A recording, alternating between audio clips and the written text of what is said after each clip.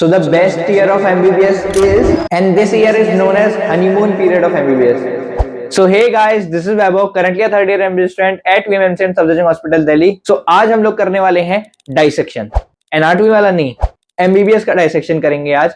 देखते हैं MBBS के 5.5 साल किस तरह के दिखते हैं, क्या सब्जेक्ट्स होते हैं, क्या एकेडमिक्स होते हैं, क्या सोशल लाइफ होती है, ठीक है। And the best part will be, हम देखेंगे कि बेस्ट ईयर ऑफ MBBS कौन सा है और एक हनीमून पीरियड भी होता है MBBS में। क्या तुम उसके बारे में जानते हो? वो मैं बताऊंगा लास्ट में, तो इसलिए लास्ट तक वीडियो को देखना। Let's begin. तो सबसे पहले हमारा आता है फर्स्ट ईयर। अब इससे तुम सबसे ज्यादा फेमिलियर होगे।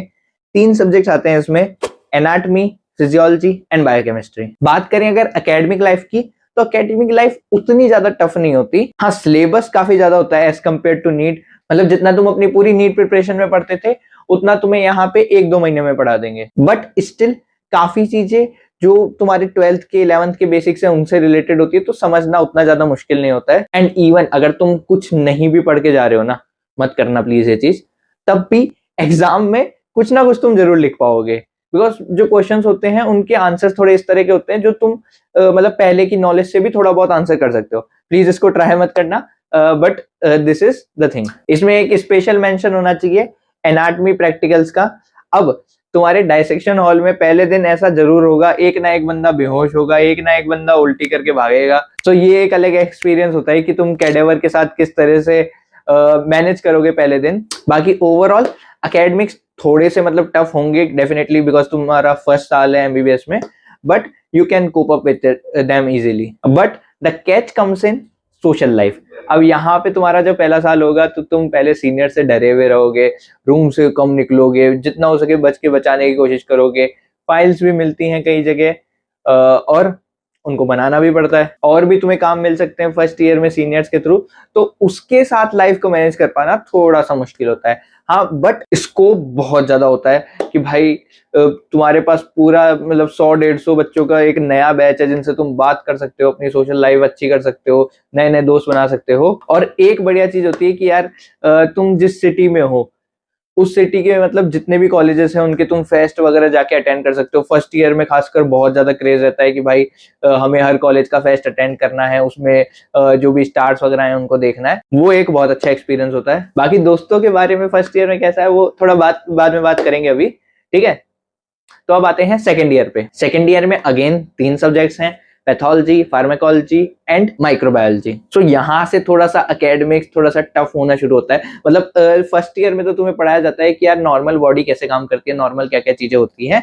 देन सेकेंड ईयर में तुम्हें पढ़ाया जाता है कि वो फिजियोलॉजी अगर थोड़ी सी खराब हो जाए तो क्या पैथोलॉजी हो सकती है, ठीक है। देन उसको ट्रीट करने के लिए क्या क्या मेडिसिन होती हैं, फार्माकोलॉजी।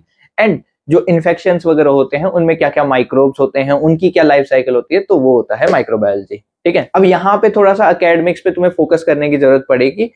यहाँ पे कंसेप्ट बनाने की थोड़ी ज्यादा जरूरत पड़ेगी, बिकॉज ये तुम्हारे लिए बिल्कुल नई नई चीजें होंगी। एक मैं एड ऑन जरूर करना चाहूंगा कि यार एनाटॉमी में भी रटना बहुत ज्यादा होता है, बिकॉज पूरी बॉडी की तुम्हें नॉर्मल एनाटॉमी याद करनी होती है। बट अगर वहां पे तुम्हें एनाटॉमी आ जाती है तो फिर जो ये यहाँ के जो सेकंड ईयर के सब्जेक्ट्स हैं उनमें थोड़ी सी आसानी होती है, बिकॉज क्या नॉर्मल है वो तुम्हें पता है, तो थोड़ा बहुत डिरेंजमेंट तुम्हें थोड़ा सा पता चल जाता है, ठीक है। तो थोड़ा सा डिरेंजमेंट तुम्हें अच्छे से समझ आ जाता है। और यहाँ पे तुम्हारी पोस्टिंग्स भी होती हैं, तो तुम्हें अलग अलग जो भी डिपार्टमेंट है वहां पे जाके शिफ्टिंग होगी। वहां पे तुम्हें जनरली 3 घंटे की पोस्टिंग्स होती है, हमारे यहाँ पे 10 to 1 होती है वो। तो वहां पे जाके तुम्हें अपनी जो भी ड्यूटी है वो देनी होती है। वहां पे जो भी तुम्हारे सीनियर्स हैं, जो भी पोस्ट ग्रेजुएट्स हैं, जो भी प्रोफेसर्स हैं, उनसे तुम्हें सीखना होता है। बट जो सेकंड ईयर की पोस्टिंग्स होती हैं वो जनरली लाइट होती हैं as compared to third year और फोर्थ ईयर। हाँ, और है ना सेकंड ईयर में तुम्हें थोड़ा बहुत PSM यानी कि कम्युनिटी मेडिसिन और एक FMT भी पढ़ाया जाता है।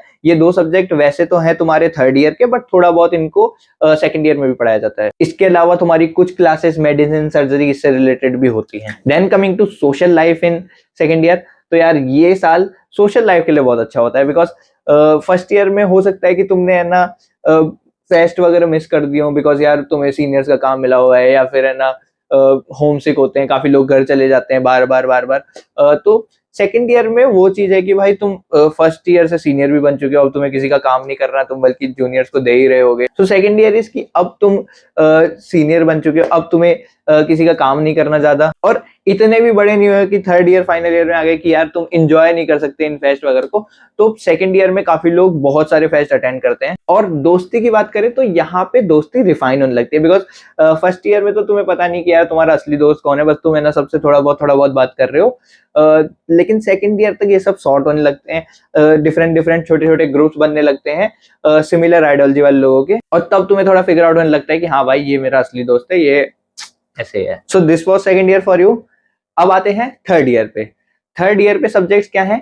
एक तो पीएसएम यानी कम्युनिटी मेडिसिन, दोनों नाम यूज करते हैं, दूसरा एफएमटी, ठीक है। बाकी दो सब्जेक्ट्स पहले हुआ करते थे ईएनटी और ऑप्था। ईएनटी मतलब ear nose and throat, then ophtha तो ऑप्थेल्मोलॉजी आई के बारे में, ठीक है। बट अब क्या किया है, इन दोनों सब्जेक्ट्स को उठा के फाइनल ईयर में डाल दिया। क्यों डाल दिया किसी को नहीं पता, बट एनएमसी को जो मंजूर है वही होगा। तो यहाँ पे इन दोनों की क्लासेस होती हैं, बट मेनली जो इनका एग्जाम वगैरह है वो तुम्हारा फाइनल ईयर में होगा। Apart from this third year में अब जो क्लासेस थी medicine, surgery, obs, gynae, ortho, ये सब थोड़ी और ज्यादा होने लगती हैं। देन एकेडमिक्स, थोड़ा सा यहाँ पे तुम्हें अब है ना थोड़ा सा टफ होने लगेगा।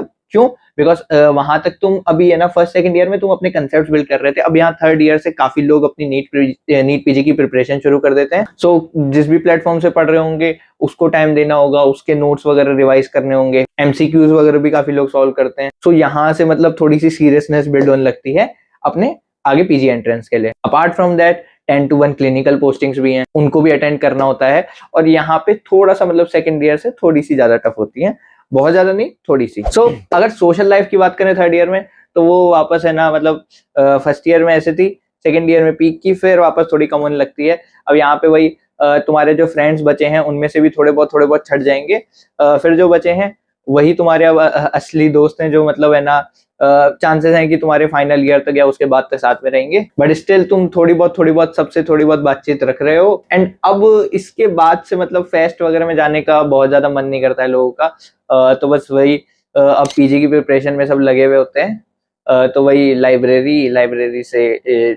हॉस्टल, अब है ना जिम वगैरह ज्वाइन कर रहे हैं तो जिम वगैरह करते हैं, थोड़ी बहुत हॉबीज वगैरह अगर कोई फॉलो कर रहा है तो वो कर रहा होता है, नहीं तो वो पढ़ रहा होता है। तो मतलब थोड़ा सा सेकंड ईयर से सोशल लाइफ कम है। Then coming to final year, अब फाइनल ईयर में मैं अभी तक आया नहीं हूँ, बट थोड़ा बहुत आइडिया जितना मुझे पता है कि भाई फाइनल ईयर ऐसा होगा, जितना मैं थोड़ा अज्यूम करके चल रहा हूँ कि फाइनल ईयर कैसा होगा, उस बेसिस पे बताता हूँ। तो फाइनल ईयर में बहुत सारे सब्जेक्ट्स हैं, मतलब हमारे कितने होते हैं टोटल 19 सब्जेक्ट होते हैं, जिसमें से 3-3-2 ये हो गए तुम्हारे उसमें, बाकी के 3 साल में।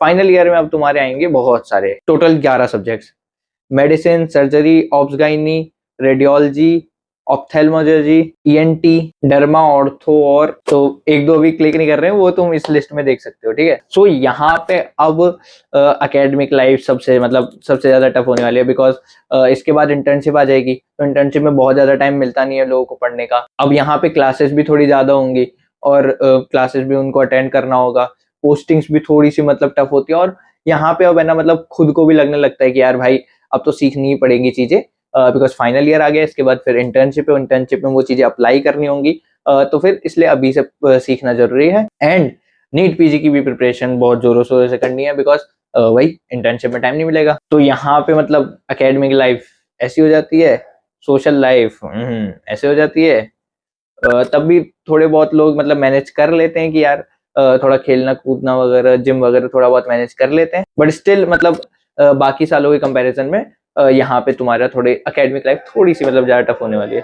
देन फाइनल ईयर जो कि तो तुम्हारा इंटर्नशिप है, इसमें तुम्हारी पोस्टिंग्स लगेंगी, ड्यूटीज लगेंगी बड़ी बड़ी, ठीक है। सो अब एनालाइज करते हैं कि बेस्ट ईयर कौन सा है, ठीक है। सो बेस्ट ईयर मैं मतलब एक नहीं बताऊंगा, एक एकेडमिक के लिए बताऊंगा, एक सोशल लाइफ के लिए बताऊंगा। सोशल लाइफ के लिए सेकेंड ईयर, उसमें मतलब ना तुम बहुत ज्यादा बूढ़े हुए हो, मतलब एज कम्पेयर टू मतलब एमबीबीएस, कि तुम थर्ड फोर्थ ईयर में भी नहीं हो कि भाई तुम्हें फेस्ट वगैरह जाने का मन नहीं कर रहा है, बहुत ज्यादा लोगों से मिलने का मन नहीं कर रहा है।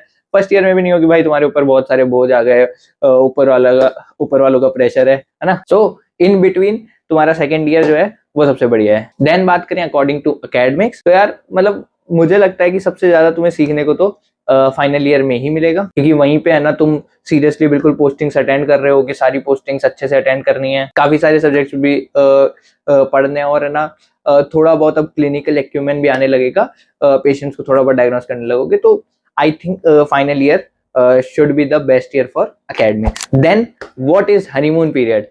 So honeymoon period देखो, बेसिकली ये होता है कि ये टाइम तुम्हारा सबसे बेस्ट टाइम है, जो टाइम तुम चिल कर सकते हो, ठीक है।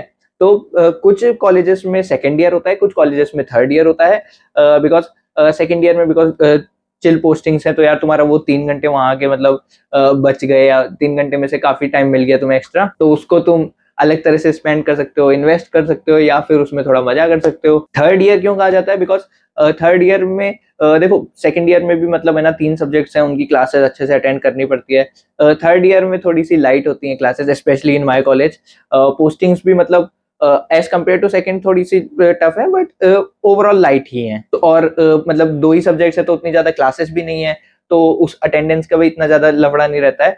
तो according to me, according to my college, third year is the honeymoon period. बाकी कॉलेजेस में ये वेरी कर सकता है, ठीक है। So this was all about the video. कैसी लगी वीडियो मुझे कमेंट में बताना। मिलेंगे नेक्स्ट वीडियो में। Thanks for watching. जय हिंद, जय भारत।